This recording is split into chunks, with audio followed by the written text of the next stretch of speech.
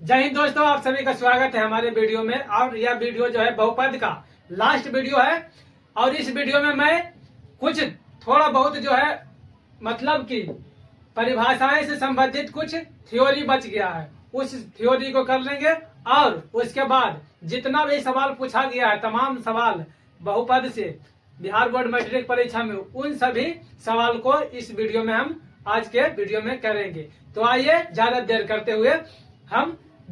ना करते हुए हम मतलब कि अपनी काम पर ध्यान देते हैं। तो देखिए, जैसा कि यहाँ पर दिया गया है हेडिंग, बोर्ड पर हेडिंग दिया गया है। बहुपद तो है, पढ़ ही रहे हैं हम लोग। और बिहार बोर्ड मैट्रिक परीक्षा 2027 के लिए, बिहार बोर्ड मैट्रिक परीक्षा 2027 के लिए क्लास 10th है। यहाँ पर मैट्रिक नहीं लिखे इसलिए क्लास 10th लिख दिए हैं, ठीक ना। बहुपद का आलेख, बहुपद में ही एक टॉपिक होता है बहुपद का आलेख, एक टॉपिक होता है बहुपद का आलेख। बहुपद के भाग के बाद पढ़ने का है बहुपद का आलेख। तो आइए इस वीडियो में हम पढ़ते हैं। पहला पॉइंट में रहेगा क्या, तो देखिए पहला पॉइंट में हम समझाने का प्रयास करते हैं। तो देखिए, एक घातीय बहुपद का आलेख एक सरल रेखा में होता है। मतलब कि एक घातीय बहुपद के बारे में आप लोग पढ़ चुके हैं। तो एक घातीय बहुपद कहते हैं किसको, तो एक घातीय बहुपद उसको कहते हैं जिस पर केवल और केवल एक घात होता है। ये सभी चीज के बारे में पिछले के वीडियो में मैंने जब सवाल मतलब कि ये चैप्टर शुरू किए थे उसी समय मतलब हम बता दिए थे। तो आइए, एक घातीय बहुपद का आलेख एक सरल रेखा में होता है। तो देखिए, ये जो देख रहे हैं फिगर, इधर का फिगर, इधर का ए वाला फिगर, इधर वाला, तो ये फिगर को आप देख रहे होंगे। तो ए एक्स ऐसे जो है, ऐसे एक सच है, एक सच, और ऐसे वर्टिकल जो है बाई एच है। इस तरीके से जो है ए वाला लाइन यहाँ से यहाँ तक ये कौन है, तो एक सच है। और खड़ा वाला जो है बाई एच है। तो इधर का मैंने इधर का मुंडे को नाम दिया एक्स और इधर के मुंडे को नाम दिया एक्स डैश, ठीक। तो इसी प्रकार से बाई एच को देखें तो ऊपर का मुंडे का है बाई और नीचे में है बाई डैश, ठीक।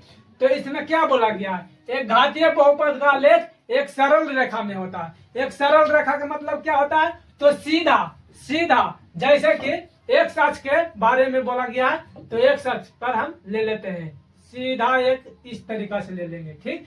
टेढ़ा सा हो गया है तो एक अक्ष के क्या हो रहा है, सीधा समानांतर, इस प्रकार से हो गया। या फिर इसी चीज को इसी तरीका से इस तरीका से ले लेंगे, इस तरीका से ले लेंगे और इसको भी रहने देते हैं। तो इस प्रकार से अपना हो जाएगा क्या, तो इस प्रकार से जो है घातीय बहुपद का आलेख एक सरल रेखा में होता है। दूसरा पॉइंट में मैंने लिखा है द्विघात बहुपद के आलेख। द्विघात बहुपद का आलेख जो होता है उद्गतोमुखी और एक क्या होता है, तो अधोमुखी में होता है। मतलब कि द्विघात बहुपद का आलेख उद्गतोमुखी एवं अधोमुखी होता है। तो नीचे की ओर ए हो गया अपना, यहाँ से लेकर यहाँ तक ए वाला लाइन, पड़ा वाला लाइन जो है, पड़ा वाला लाइन है क्या है, पड़ा वाला लाइन है एक्स अक्ष और खड़ा वाला लाइन है जो बाई अक्ष है। और नीचे की ओर है, नीचे की ओर होता है अधोमुखी। और इधर देखिए इस वाले फिगर में ये फिगर 1 हो गया और ये फिगर 2 हो गया, है ना। तो नीचे की ओर रहेगा तो अधोमुखी और ऊपर की ओर रहता है तो उद्गतोमुखी इसको बोलते हैं। नीचे की ओर है तो अधोमुखी और ऊपर की ओर है तो हो जाएगा उद्गतोमुखी। इस प्रकार से आप लोग ने इस पॉइंट को समझे होंगे, इन दोनों पॉइंट को। कुछ और भी पॉइंट है, चलिए आइए हम उसको जान लेते हैं और जानने का प्रयास करेंगे, अच्छे तरीके से आपको समझाने के प्रयास करेंगे वीडियो के माध्यम से। उसके बाद जो है मैं सवाल पर चलूंगा, क्यों, तो सवाल पर चलना बहुत जरूरी है ना, तब न विश्वास होगा कि किस तरीके से सवाल बनाया जाता है। अगला पॉइंट यह है,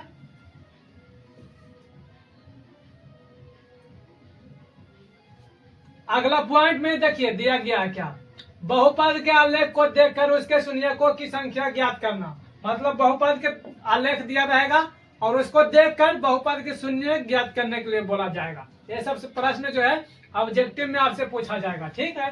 तो देखिए उसके लिए कुछ बातें मैंने लिखे हैं।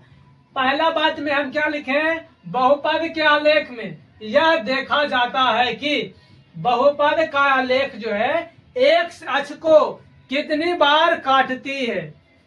पहला बात में मैंने क्या लिखा, बहुपद के आलेख को यह देखा जाता है कि बहुपद का आलेख एक अक्ष को कितनी बार काटती है ना, यही चीज ये पहला बात हो गया। दूसरा बात में हमने क्या लिखा, बहुपद की संख्या, बहुपद की संख्या मतलब बहुपद की शून्यकों की संख्या उतनी ही होगी जितना कि बहुपद के आलेख को एक अक्ष पर काटेगा। ये बात दूसरा में लिखा गया, दूसरा बात यही लिखा गया है ना। फिर से एक बार पढ़ देते हैं क्या, तो बहुपद के आलेख को देखकर उसके शून्यकों की संख्या ज्ञात करना पूछा जाएगा सवाल में। बहुपद के संख्या को, बहुपद के आलेख को देखकर बहुपद की शून्यक बताएं। तो यही बात है, पहला बात ध्यान रखना, बहुपद के आलेख में यह देखा जाता है। सबसे पहले यह देखेंगे कि बहुपद को एक सच के, बहुपद का आलेख एक सच को कितने बार काटता है, ठीक। उसके बाद बहुपद की संख्या उतनी ही होगी जितना कि बहुपद का आलेख को एक सच पर काटेगी। तो देखिए ये पहला एग्जाम्पल है, ये सब एग्जाम्पल है, ये दूसरा एग्जाम्पल है। किसी को कौन, किसी एग्जाम्पल है इसको, किसी को पहला दूसरा मान सकते हैं, ठीक। इसमें आपसे पूछा जाएगा कि, इसमें आपसे पूछा जाएगा कि एक अक्ष को कितने बिंदु पर काटता है, इसमें बहुपद का शून्यक बताएं। तो इसमें क्या बोलेंगे, तो देखिए तो एक अक्ष को कितने बिंदु पर काट रहा है ये वाला, तो एक बार यहाँ पर और एक बार यहाँ पर काट रहा है ना, एक बार यहाँ पर और एक बार यहाँ पर काट रहा। तो इसमें शून्यकों की संख्या कितना हो जाएगा, इसमें शून्यकों की संख्या यानी कि इसमें लिखेंगे, इसमें क्या लिखेंगे कि एक अक्ष को, एक अक्ष को दो बार काटता है, दो बार काटता है। तो इसमें x बराबर कितना हो जाएगा, 2, इसमें x बराबर 2 हो जाएगा। ये पहला एग्जाम्पल हो गया, ठीक है। उसके बाद मतलब कि इसमें शून्यकों की संख्या जो पूछा जाएगा, तो इसमें शून्यकों की संख्या x नहीं लिखो, x बराबर 2 नहीं, इसमें लिख दो शून्यकों की संख्या, शून्यकों की संख्या बराबर कितना हो जाएगा, तो 2, क्योंकि 2 बार काटा है एक अक्ष को। अब आइए अगला एग्जाम्पल में, तो इस एग्जाम्पल में आइए, इस एग्जाम्पल में आइए तो देखिए इसमें क्या बोला गया है, इसमें क्या बोला गया है।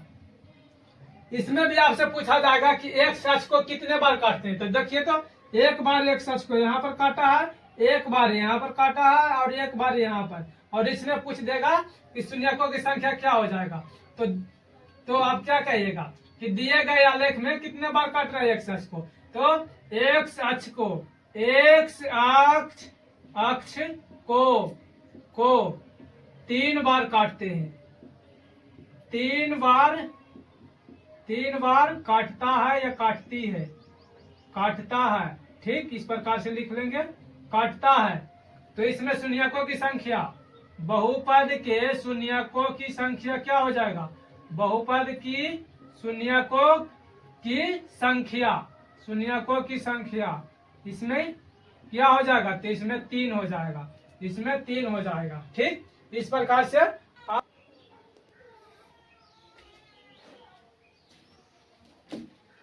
तो देखिए पहला सवाल में दिया गया है, और ये सभी सवाल जो है क्वेश्चन बैंक का सवाल है। पहला सवाल में दिया गया है, यदि द्विघात बहुपद की of x square minus x plus 4 के शून्यक अल्फा और बीटा हो तो अल्फा प्लस बीटा बराबर क्या होगा।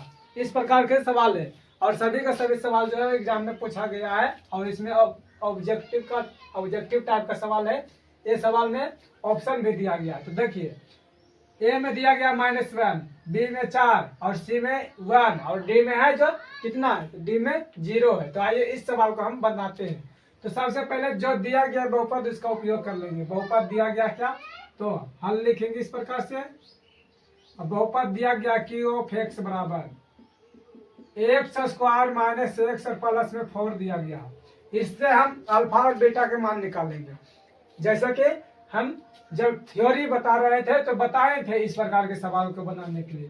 तो देखिए ए बराबर इसके आगे कुछ नहीं है तो 1 है, बी बराबर इसके आगे कुछ नहीं है तो 1 है, तो माइनस में 1 हो जाएगा, और सी बराबर 4 ठीक इस प्रकार से बोला गया क्या, अल्फा प्लस बीटा का मान निकालने के लिए। शून्य का अल्फा बीटा है ना, तो इसका योग निकालने के लिए बोला गया। तो होता है फॉर्मूला दो शून्यकों का योग, दो शून्यकों का योग, दो शून्यकों का योग। पहला शून्य का अल्फा है और दूसरा शून्य बीटा है, तो दो शून्यकों का योग होता है अल्फा प्लस बीटा बराबर माइनस में बी बटा ए, माइनस में बी बटा ए।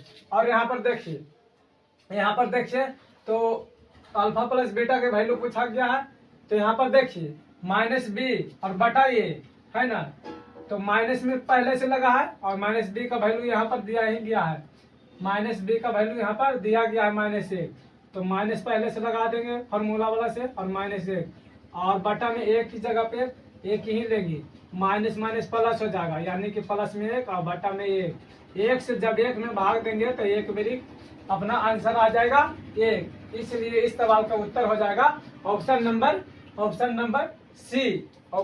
सी हो जाएगा। आइए अगला सवाल पर चलते हैं, थोड़ा सा फास्ट चलेंगे ताकि चीज जो है एकदम बेहतर तरीके से करे और जल्द ही करे।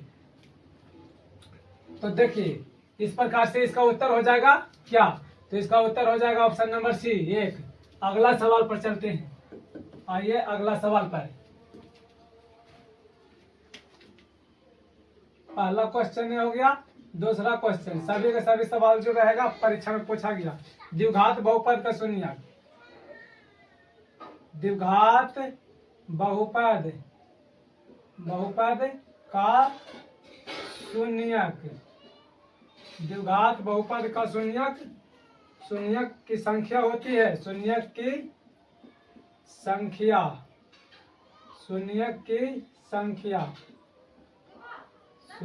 संख्या होती है। इस प्रकार से सवाल है, आपके ऑप्शन ए में दिया गया है 2, बी में 3, सी में दिया गया है 1 और डी में दिया गया है 4। तो देखिए द्विघात बहुपद के शून्यक होता है दो ही गो, जैसे कि द्विघात बहुपद होता है क्या, होता है द्विघात बहुपद ax² प्लस bx और प्लस में c होता है। ठीक, ये होता है द्विघात बहुपद का क्या व्यापक रूप होता है, इसे हम बोलते हैं व्यापक रूप द्विघात बहुपद का। ठीक, द्विघात बहुपद का व्यापक रूप होता है ना, इतना आप लोगों को समझ में आया होगा। तो इसमें शून्यक है, तो शून्यक जैसा कि हम फॉर्मूला लिखाए थे पिछले के वीडियो में, जैसे कि जब थ्योरी पढ़ा रहे थे तो उसी समय हमने बताए थे क्या, तो उस समय दो शून्यकों का योग, मतलब कि दो शून्यकों का योग जैसा वाला सवाल बताए थे कि वैसा दो शून्यक द्विघात बहुपद में, बस इतना याद रखो कि दो शून्यक होता है। ऑप्शन नंबर हो जाएगा ए। अगला सवाल आ जाए, तो तीसरा नंबर सवाल में है यदि द्विघात बहुपद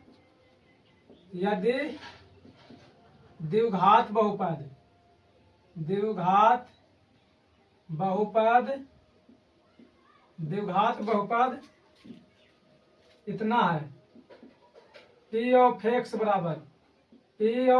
बराबर x² माइनस 2x प्लस में 5 है, प्लस में 5 के शून्यक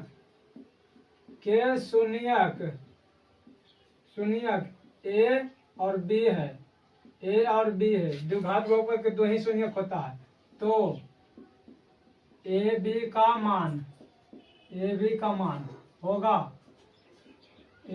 मान होगा, इस प्रकार से रहेगा सवाल। और ऑप्शन ए में दिया गया है 5, बी में दिया गया है -5, सी में दिया गया है 2, डी में दिया गया है -2। ठीक, इस प्रकार से। तो इसमें क्या बोला गया है, दो शून्यक, यानी द्विघात बहुपद रहेगा तो दो ही शून्यक होगा। इसमें पूछा गया है ए इंटू बी के मान, मतलब कि पहला वाला सवाल बताए थे तो अल्फा प्लस बीटा करके दिया था, लेकिन यहाँ अल्फा के जगह पर ए है, बीटा की जगह पर बी है। इसी प्रकार से देखिए, तो दिया गया बहुपद क्या दिया गया है, तो हल में लिखेंगे जो बहुपद दिया गया उसका हम उपयोग कर लेंगे। p ऑफ x बराबर क्या दिया गया, तो x² माइनस 2x और प्लस में 5, इससे a b और c का मान हम निकाल लेंगे। तो a बराबर 1 हो जाएगा और b बराबर -2 होगा और c बराबर यहाँ पर 5 हो जाएगा।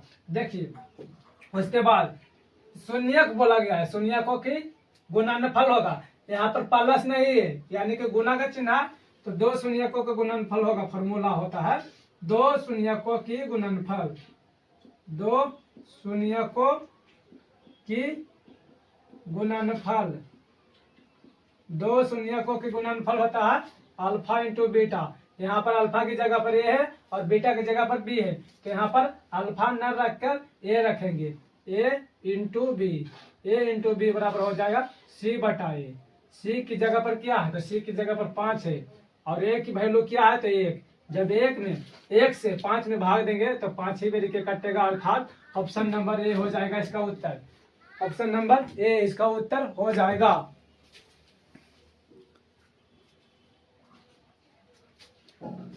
आइए अगला सवाल चलते हैं, थोड़ा फास्ट चलेंगे क्योंकि हमने बहुत अच्छे तरीके से जो है थ्योरी समझाए थे और थ्योरी को पढ़ाए थे। आपको थ्योरी वाला सवाल, मतलब कि थ्योरी वाले क्लास देखे होंगे तो आपको अच्छे तरीके से समझ में आएगा। देखिए अगला सवाल है सवाल नंबर 4 में, बहुपद एक्स स्क्वायर माइनस 4x और प्लस 1 के मूलों का योग, मूलों का योग होगा इस प्रकार से सवाल है। आपके ऑप्शन ए में दिया गया है 1, बी में दिया गया है 4 और सी में दिया गया है 3, डी में दिया गया है 5, है ना। तो मूलों का योग बोला है, तो इसमें कुछ नहीं करना है, वही बात करना है बस। जो बहुपद दिया गया है उसको उतार लो। पी ऑफ एक्स बराबर, यहाँ से हल है, पी ऑफ एक्स बराबर दिया गया क्या बहुपद, तो एक्स स्क्वायर माइनस 4x और प्लस में 1। यहाँ से हम ए बी और सी का मान निकाल लेंगे, तो ए बराबर इसके आगे कुछ नहीं है तो 1, फिर बी बराबर ए इस एक्स के बाद आगे है 4 तो माइनस में 4 और सी बराबर भी 1 हो जाएगा। योग बोला गया यानी कि अल्फा प्लस बीटा के वैल्यू बोला गया। यहाँ पर अल्फा प्लस बीटा नहीं बोला गया है, लेकिन अल्फा प्लस योग मतलब ही होता है अल्फा प्लस बीटा, ठीक। तो दो शून्यकों का होता है क्या, दो शून्यकों का योगफल, दो शून्यकों का योगफल, योग या योगफल का ये बात बराबर ही है। योगफल यानी कि अल्फा और बीटा, अल्फा प्लस बीटा बराबर माइनस में बी बटा ए होता है, बी बटा ए होता है। माइनस पहले से फॉर्मूला में लगाए तो माइनस रहने दीजिए, बी का जगह क्या है, तो बी की जगह पर फिर से -4 है इस प्रकार से, और ए की जगह पर 1 है, ए की जगह पर 1 है। अब ब्रैकेट भी तोड़ेंगे तो माइनस और माइनस मिलकर हो जाता है प्लस, ठीक, प्लस 4 हो जाएगा और बटा में 1। जब 1 से हम 4 में भाग देंगे तो 4 बेरी के कटेगा, अर्थात इसका उत्तर जो है ऑप्शन नंबर बी हो जाएगा, ऑप्शन नंबर बी हो जाएगा। आइए अगला सवाल चलते हैं, ठीक। थोड़ा फास्ट करेंगे हम, क्योंकि टाइम जो है बहुत कम है हमारे पास, है ना। वीडियो बनाने में लंबा हो जाता है वीडियो, इसलिए हम फास्ट करते हैं। अगला सवाल नंबर 5, सवाल नंबर 5 में दिया गया है त्रिघात बहुपद का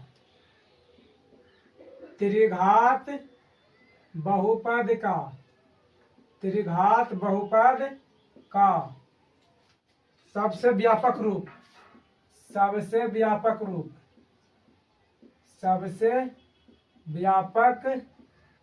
रूप है।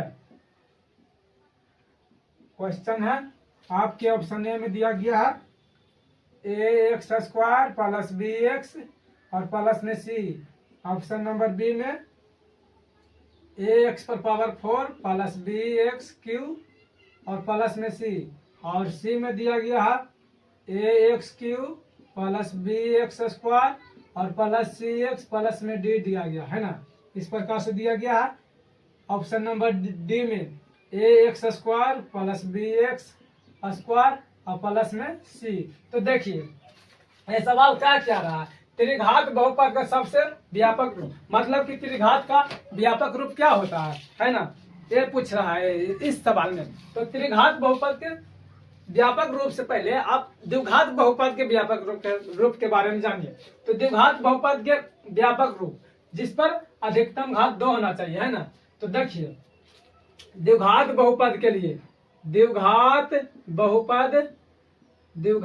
बहुपद का व्यापक रूप होता है। व्यापक रूप क्या होता है? तो ax² और प्लस में bx होगा और प्लस में c, ये होता है द्विघात बहुपद का व्यापक रूप। इसी प्रकार से जो है मैंने लिखवाए थे। अगर जो आपने नहीं देखे हैं तो थ्योरी वाला क्लास करिए, तब जाकर जो है ये सभी प्रश्न बनने वाला है, ठीक ना। थ्योरी से ही सवाल आता है। तो देखिए इसमें त्रिघात बहुपद से पूछा गया, तो त्रिघात बहुपद का व्यापक रूप होता है त्रिघात बहुपद का व्यापक रूप त्रिघात बहुपद का व्यापक रूप होता है ax³ प्लस में bx² और प्लस में c, है ना, प्लस में cx होगा और प्लस में d, ये होता है त्रिघात बहुपद का व्यापक रूप। देखिए ऑप्शन में चेक कर लीजिए, तो हमको लग रहा है कि ऑप्शन नंबर सी जो है इस प्रकार से लिखा गया है ना। त्रिघात बहुपद का व्यापक रूप हो जाएगा ax² प्लस b नहीं ax³ plus bx² plus cx और प्लस में d होगा। तो ये हो गया त्रिघात बहुपद का व्यापक रूप, और सवाल में हमसे यही पूछा गया है ना। थोड़ा सा इंक भर लेते हैं ताकि अच्छे तरीके से दिख सके आपको वीडियो में। तो देखिए आइए सवाल जो है 6ठा नंबर सवाल में दिया गया, यदि अल्फा और बीटा द्विघात बहुपद f(x) बराबर x² प्लस 5x प्लस 7 के मूल हो, तो हमसे पूछा गया 1/α प्लस 1/b का मान पूछा गया। देखिए ऑप्शन ए में दिया गया -5/7 और बी में दिया गया 5/7, सी में 7/5 और डी में दिया गया है -7/5। तो सबसे पहले कुछ नहीं करना है, बस सेम काम करना है।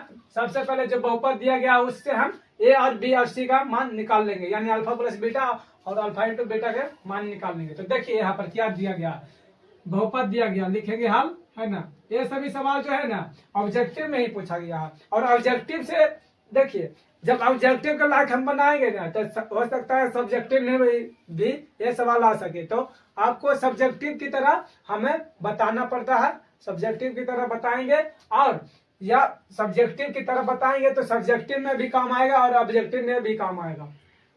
आप कितना फास्ट कर रहे हैं इससे मतलब रखिए, ठीक ना। तो देखिए बहुपद दिया गया क्या, f(x) बराबर दिया गया है f(x) बराबर x² और प्लस 5x और प्लस में क्या दिया गया, तो 7 दिया गया। इससे हम पहले a की वैल्यू निकालते हैं, तो a बराबर a हो जाएगा 1 हो जाएगा, और b बराबर 5 हो जाएगा, और c बराबर 7 हो जाएगा, है ना।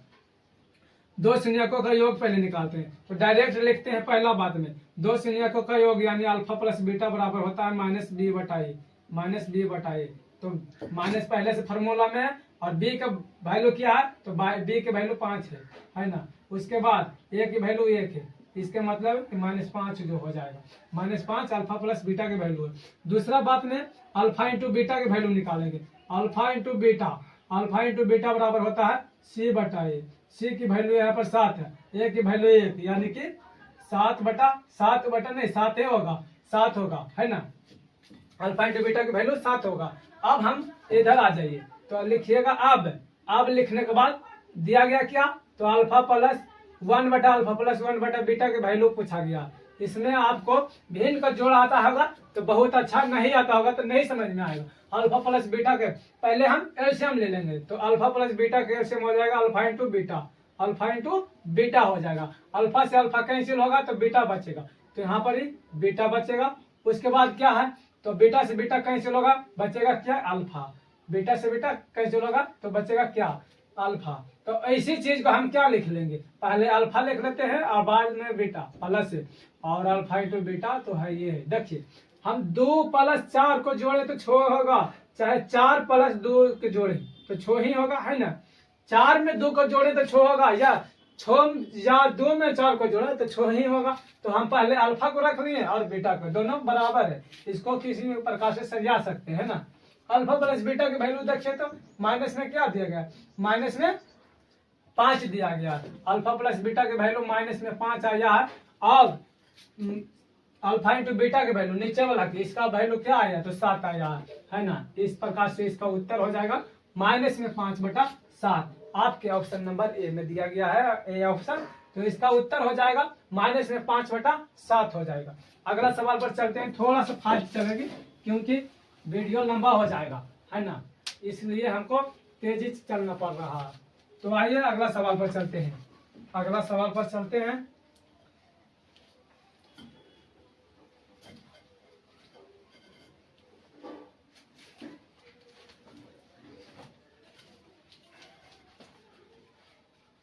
सवाल नंबर 7वां, छो तक करवाए ना जी।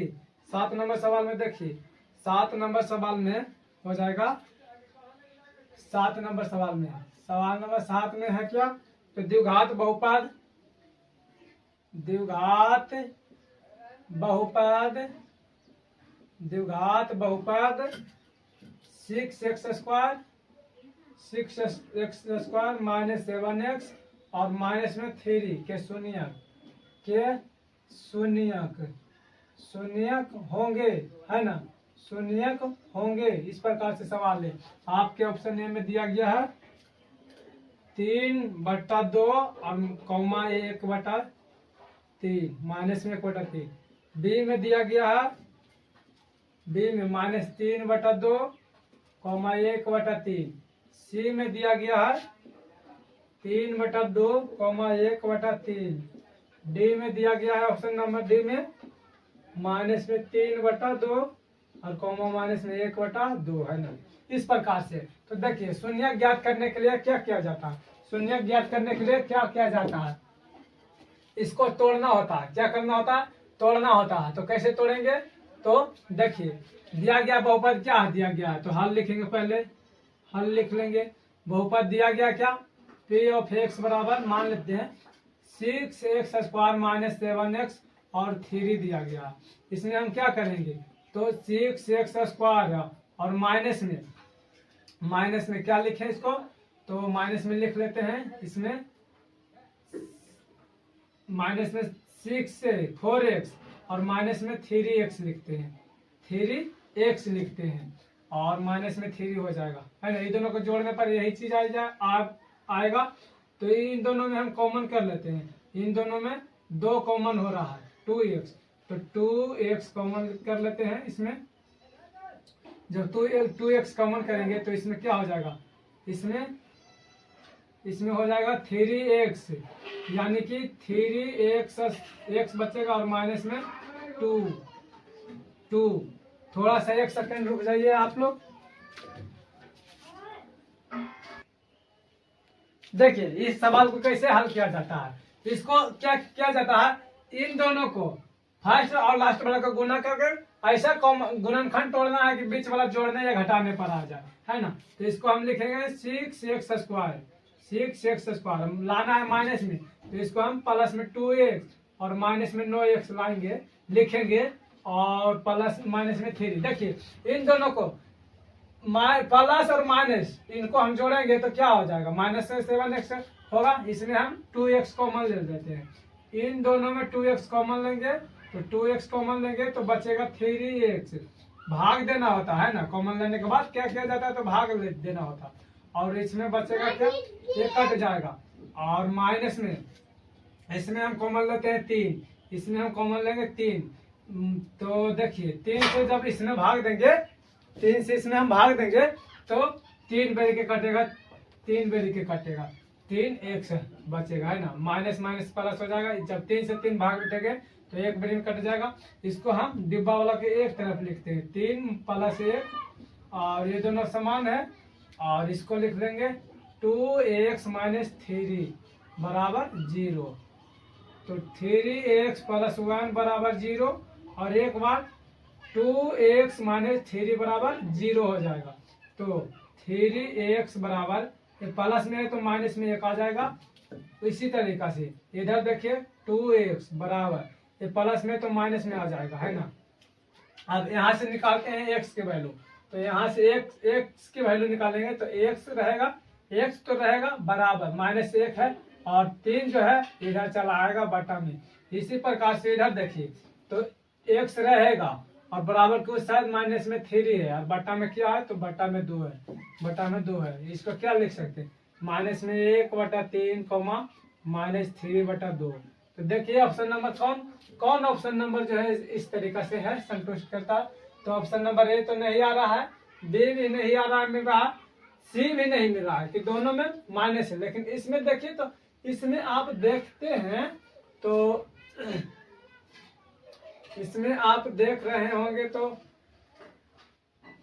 इधर प्लस आएगा जी, इधर प्लस में हो जाएगा, तो प्लस में 3 है, ए प्लस में होगा। तो देखिए ऑप्शन ए में मिल रहा, ए में देखिए पहले लिख दिया गया ये इसको, ये माइनस में नहीं प्लस में होगा, ठीक ना, क्योंकि यहाँ पर माइनस में तो बराबर को उस साइड जाएगा तो प्लस में हो जाएगा, है ना। तो इसी प्रकार से ऑप्शन नंबर ए में देखिए तो पहले ए लिखा गया है और बी बाद में ए लिखा गया माइनस 1/। और कोई भी ऑप्शन आप मिलाकर देखिए तो इस तरीका से जो है नहीं लिखा गया।